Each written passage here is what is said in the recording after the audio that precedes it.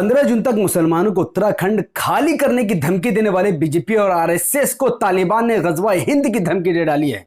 महापंचायत पर भड़के असदुद्दीन ओवैसी साहब ने दे डाली सीएम पुष्कर धामी को चेतावनी। सुरेश चौहान के जिसने मुसलमानों को दैत्य कहा, उस पर भड़की यूएई की प्रिंसेस। साथ ही जानिए कैसे उत्तरकाशी में एक तरफ मुसलमानों को निकाला जा रहा है और दूसरी तरफ चाइना ने उत्तरकाशी से 40 किलोमीटर दूर एलएसी पर पूरा का पूरा गांव बसा लिया है, जिस पर गोदी मीडिया पूरी की पूरी मौन है। पूरी वीडियो विस्तार से समझने से पहले अस्सलाम वालेकुम वरहमतुल्लाहि वबरकातुहू। अल्लाह के नाम से शुरू जो बड़ा कृपालु और अत्यंत दयावान है।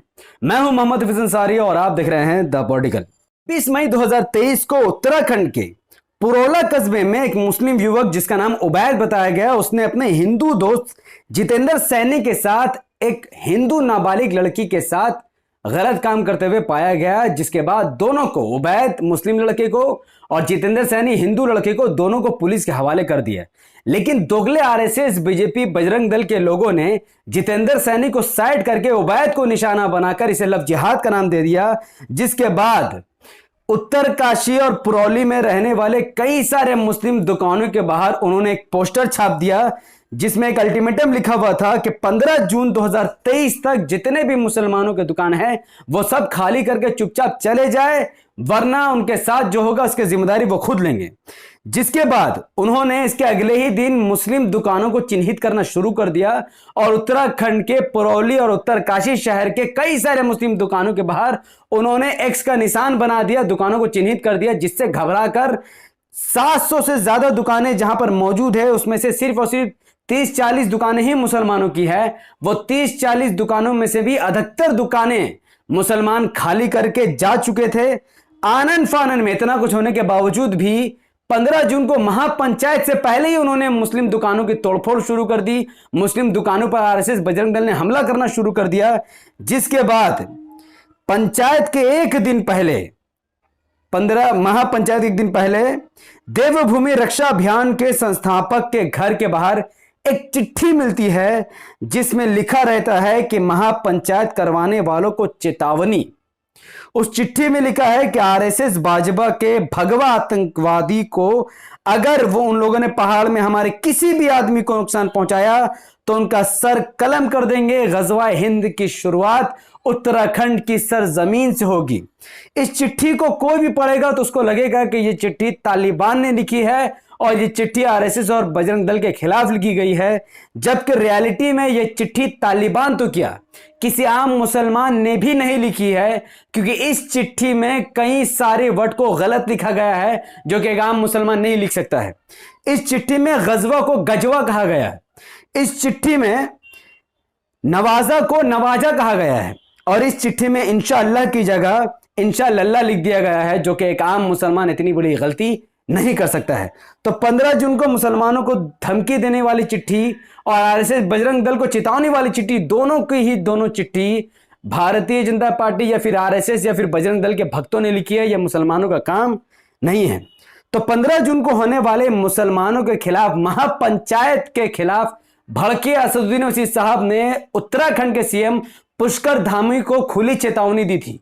असदुद्दीन ओवैसी साहब ने कहा था कि यह भारतीय जनता पार्टी की जिम्मेदारी है, उनके सरकार की जिम्मेदारी है कि जो कल्प्रिट है, जो मुजरिम दुकान को तोड़फोड़ कर रहे हैं, भड़काऊ बयान दे रहे हैं, उनको जेल में डाला जाए और मुसलमानों को पीसफुली वहां पर रहने दिया जाए और महापंचायत को हर हाल में रोक दिया जाए। और आखिरकार उत्तराखंड के सीएम पुष्कर धामी ने 15 जून यानी आज होने वाले महापंचायत को रुकवा दिया है और उत्तराखंड के उत्तरकाशी पुरौली में धारा 144 लागू करवा दिया है। एक असदुद्दीन ओवैसी साहब की ट्वीट की वजह से उत्तराखंड में होने वाले मुसलमानों के खिलाफ महापंचायत को रोक दिया गया है। ये इमाम और ओवैसी साहब की ताकत है। और जिन मुसलमानों को सुरेश चौहान के दैत्य कह रहा था और कह रहा था कि देवभूमि खाली करो, उस सुरेश चौहान के पर यूएई की प्रिंसेस भड़क गई है। ऐसा क्यों हुआ मैं आपको बताता हूं। यूएई की प्रिंसेस ने कहा है कि सुरेश चौहान को इस्लाम से सीखना चाहिए कि कैसे दूसरे धर्म का सम्मान करना चाहिए। कुछ ही दिन पहले सुरेश चौहान ने एक वीडियो जारी किया अपने ऑफिशियल ट्विटर हैंडल से, जिसमें उसने लिखा कि मुस्लिम ड्राइवर एसी बस में नमाज पढ़ रहा है, इसलिए पैसेंजर बाहर धूप में खड़े हैं।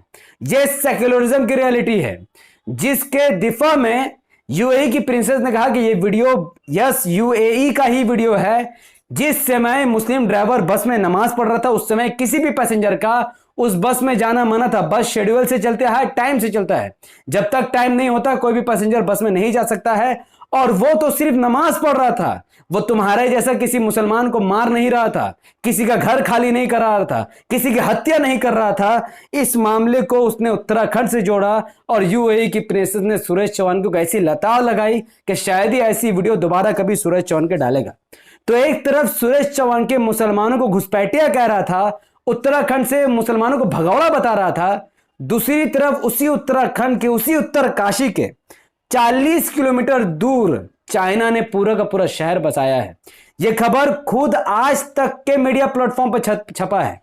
आज तक मीडिया प्लेटफॉर्म के अनुसार उत्तराखंड पर चीन की नजर एलएसी पर बसा रहा है सैन्य गांव। ये तस्वीरें सबूत है, सैटेलाइट की तस्वीरें बता रही है कि चाइना ने उत्तरकाशी से 40 किलोमीटर दूर अपने कई सारे गांव बसा लिया है, जिस पर नरेंद्र मोदी और अमित शाह पूरी तरीके से मौन है और दोगले आरएसएस, बीजेपी, बजरंग दल इस पर कोई भी कार्रवाई की मांग नहीं कर रहा है।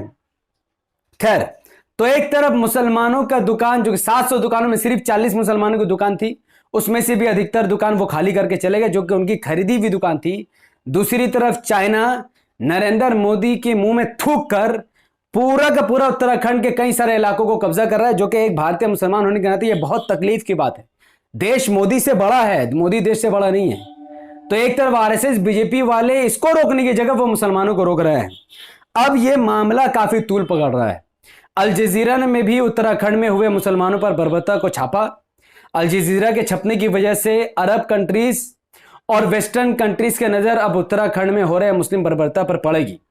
और साथ ही कई सारे अरब देशों के पत्रकार इस मामले को ओआईसी और यूएन में ले जाने की मांग कर रहे हैं, जिसका साफ मतलब है कि अब यह मामला 57 मुस्लिम देशों तक भी पहुंचेगा और यूनाइटेड नेशन ऑर्गेनाइजेशन भी तक भी पहुंचेगा, जिसका सिर्फ एक ही मतलब निकलेगा कि विश्व स्तर पर मोदी की थूथू होगी, अमित शाह की थूथू होगी और लोगों की आंखें खुलेगी। मैं अपने देश में रहने वाले हिंदू भाइयों से कहना चाहूंगा कि आप सोचो, देश का गृह मंत्री अमित शाह और प्रधानमंत्री नरेंद्र मोदी है, फिर भी चाइना उत्तराखंड के काशी पर अपने गांव बसा रहा है और बेचारे मुसलमान जो अपनी मेहनत के पैसों से दुकान खरीद कर दुकान चला रहे हैं, आप उनको भगौड़ा समझ रहे हो। अगर आपके अंदर जरा सी भी इंसानियत बची है तो आपको इंसाफ करना होगा और मुसलमानों के समर्थन में खड़ा होना होगा और भारतीय जनता पार्टी की सरकार को उखाड़ फेंकना होगा। जहां तक असदुद्दीन साहब की बात है तो वाकई में असदुद्दीन साहब की ट्वीट काबिले तारीफ थी, जिसकी वजह से उत्तराखंड में महापंचायत को रोक दिया गया है। तो जो लोग ओवैसी साहब को बीजेपी के एजेंट कहते थे, ये उनके मुंह पर बहुत बड़ा तमाचा है, उनको भी सबक हासिल करके ओवैसी साहब का साथ देना चाहिए। ये वीडियो इतनी ही तक। इस वीडियो को लाखों लोगों तक पहुंचाने के लिए इस वीडियो को लाइक कीजिए, इसके लिंक को व्हाट्सएप, फेसबुक, इंस्टाग्राम पर शेयर कीजिए, अपनी बातों को धड़ाधड़ कमेंट पर रखिए। हमारे यूट्यूब चैनल द पॉलिटिकल को सब्सक्राइब कीजिए, बेल आइकन को हिट कीजिए। अगर आप सब इस वीडियो को हमारे Facebook channel the political news पर देख रहे थे तो इसे लाइक और फॉलो कीजिए, 5 बड़े ग्रुप में शेयर कीजिए। मुझे अपनी दुआ में याद रखें। बहुत बहुत शुक्रिया। अस्सलाम वालेकुम व बरकात। अल्लाह के सलाम तेरहम बरकात आप तमाम भाई और बहनों पर हो। मैं अल्लाह भी पीस अपॉन